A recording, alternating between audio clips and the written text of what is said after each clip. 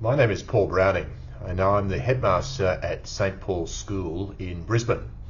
I've been the headmaster at St Paul's School now for 15 years, but before that I was the founding principal of an Anglican school in Canberra, Bergman Anglican School. So this year is my 25th year as a school principal of independent Anglican schools. But my work has been wide and varied. My principal work and my PhD work was around leadership, and in particular, building cultures of trust.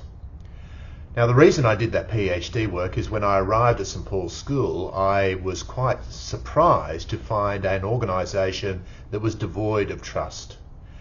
Trust is something that we take for granted, and yet it's a thing that underpins our relationships, it underpins the way that we work, and it creates cultures within organisations that allow people to thrive.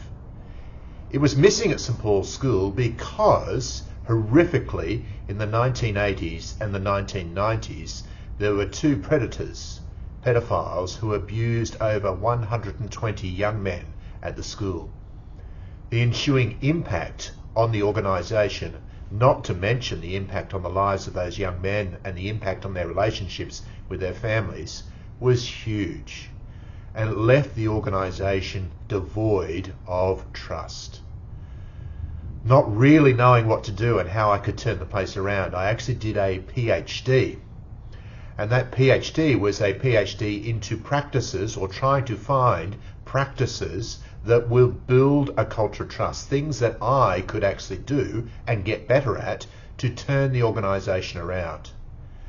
I completed that PhD in 2012, and since then I've run leadership workshops on building trust for organisations, predominantly schools, but also organisations around the world, in the UK, in Finland, Singapore, and across Australia. In 2020, I published my book, Principled, 10 Leadership Practices for Building Trust. And this book was designed to meet the needs of those people who are working in the corporate sector.